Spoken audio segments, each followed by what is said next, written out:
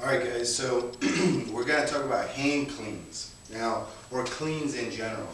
Now they're intended to be a power exercise. A lot of people misuse them or just have bad technique doing a clean. It's one of the more complex movements, even I would say more so than a squat or a deadlift. And those two happen to be very complex in the different patterns that you have to make sure you're doing correctly in order for you to be efficient in the movement. Technically, a hand clean, which is what we're going to talk about today, is anything that's not rested on the ground, right? Or rested at all. So it's, you could do a hand clean from here, from here, from here, whichever position, as long as it's not resting on something, right? Then it's considered a hand clean. When I show hand cleans here, I tend to only show them usually from above the knees. So whenever we do hand cleans at ezfitnesslife, we'll do with the bar above the knees. Now, hand cleans could be done with kettlebells, okay, which I'll show you another day. They could be done single arm with dumbbells, which I'll also show you another day. But the ones we're going to do here are going to be with the barbell. Now, making sure that there's different parts that you have to make sure you're good at. So if you break it down in parts, a hand clean or clean entails somewhat of a deadlift, a front squat, and an upright row, if you will, to make it more simple terms. So all those three movements are combined into doing a clean. Not specifically how those three movements are done, but somewhat similar to that movement. Now, when we do a hand clean, you always want to make sure that your upper back is tight, straight, right? So you're going to be hinged over. What I like to tell people is to flex their wrist, okay? So that way the bar is closer towards you. So when you're pulling, okay, that bar is as close to you as possible. If your arms are straight, you see how technically the bar will sit a little bit further out. Any inch or centimeter makes a difference. If the bar's further away from your center of gravity, it's going to be a lot harder. Just think basic physics. If you hold the weight here versus hold it out here, one's harder than another, right? Same concept applies with the clean. So you want to make sure you keep that in mind. Now, so that's the first thing, keeping your wrist flexed. Now, as you're pulling, your upper back is tight. Normally you want to kind of feel like an RDL position when you're above your knees. Once you get to about mid-thigh, you pop up. Now when you pop up, you're creating momentum or inertia through your hips. So your glutes are really emphasizing that movement. Remember that. Think of a glute bridge, think of any movements that require you to drive your hips through. Deadlifts, squats, all those patterns are also applied here, right? So make sure you're driving through your hip, not through your lower back. The difference being is I'm driving through my hip, I kind of tuck my hip under me, versus I'm throwing my back into it, right? That second one you do not want to do, because then you're going to start feeling on your back a lot, and you shouldn't, right? It should be a lot of drive to the hips. So you're driving through the hips, that's going to create momentum, and then that's going to help you pull it a little bit easier. Now, as the weight gets heavy, you're not going to be able to pull. And actually, you shouldn't have to muscle up so much weight. It should be all done through the hips. That's what accelerates you and makes this a power exercise. So make sure you're driving through the hips. But as you pull, you're kind of doing it's called a high pull or high pull, right? It looks similar to that of a upright row. So if we're just doing the movement itself from this position, it looks like this, right? But you don't want to isolate it. You want to be all continuous. Okay, so you start from the hang, then you come up mid-thigh, boom, you explode, and then you come up into more of a high pull, right? Or consider it upright row. Now from there, once it's up in the air, you'll feel, if you're doing it well, you'll feel that weight's kind of like floating. That's when you have to quickly drop under it, catch it into a front squat movement, right? So looking at it slowly, you're here, pop, you pull, you drop under it, and you catch, and then you stand up. You could drop it if you have bumper plates and you're on a platform, or you could just set it down if you're at a gym or something, making sure you don't ruin the equipment, right? So that's done with the barbell.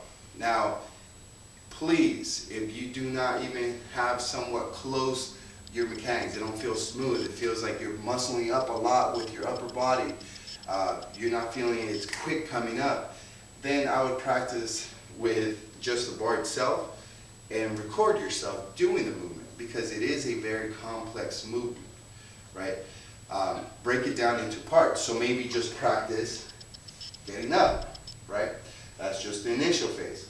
Once you have okay here, and then I pop, then you kind of learn how to add a shrug into it, right? So you go here, pop, shrug, okay? Once again here, pop, shrug, and you notice how when I pop, it just automatically kind of like throws my arms forward. I'm not actually forcing my arms out. It's just happening because of my inertia that I'm creating, okay, momentum. Now, once you have that pattern, then you layer it, so you add more. So now you have here, pop, the pull, the shrug, and then you have the high pull, okay? And this is all could be done with the bar. Once you have that, the hard part is the transition, going from the high pull into the front squat, right? So in essence, here's the bar. When you're pulling, you're pretty much letting go of the bar and you're rotating your hands underneath it. If you hold on to that bar the whole time you're holding on, and then you try to do that, the bar is going to go away from you and then back in. That's costing you a lot of energy, right? And also possibly stability, because now you have a center of gravity shifting because there's mass or weight moving in front of you, right? So you want to make sure that bar stays as close to you as possible. So normally the pattern of a clean is here, there's here, and then you come back down, right? So it's pretty vertical. At the very top, it goes away from you a little bit. That's normal. But if you hold on to it more, it's going to go far away. You're going to feel that coming down, right? And also your switch is going to be very slow. So you want to make sure you go here, push, pull, high pull, and then it's floating, you drop, you squat. Now, if you don't have down a front squat, if you don't know how to do the high pull or engage your glutes, purely work on those movements themselves. Or else, if you try to combine all those things, you're going to possibly skip a step. Like sometimes what happens is people go from 1 to 3 and they skip 2, right? They go and they try to muscle it with their upper body rather than actually emphasize their glutes, which is the prime reason why you're doing this exercise. Is maybe athletic development, just general overall fitness and wellness, right? I normally don't tell people to do endurance with the hang clean because it's a very complex lift and you're putting a lot of load on it, a lot of volume. So I probably wouldn't do no more than 8, and 8 being high amount of reps with the clean, hang clean or not. Now, talking about the general clean, that starts from the ground. Normally, if you have a 45, that's your starting position, like a deadlift. If you have 25s and the plates are smaller, then maybe put something underneath to raise it, so that way it emulates being a little bit higher, like if you have 45-pound plates on there. The movement's almost the same, except you're pretty much in a deadlift position, and then you pull, and then once you go to your knees, you're doing the same initial. So you have two different pulls rather than just one main pull, right? When you're pulling, it being clean or hang clean, you're looking what someone or yourself, if you're videoing it, is looking for is triple extension, which is extension through the ankle, the knee, and the hip. So if you're here and you go like this, I just extended my hip and my knee. I didn't extend my ankle. Now, notice if I'm doing it with all momentum, I extend all 3 joints, right? So I get up vertically and then I get under. That should happen naturally. Now, if you need to practice and kind of like get a little bit of repetitions and kind of like create that pattern, then go ahead and do so. But you have to remember it should become more fluid as you keep doing the movement. So I'll go ahead and demonstrate now. So we're here, okay. Notice I bend the wrist, I'm pulling, and I stand up. Okay, once again I'm here, and I stand up. Alright, so I hope you guys got something from that. I know it's a very complex exercise. If you guys have questions, please, please, please let me know.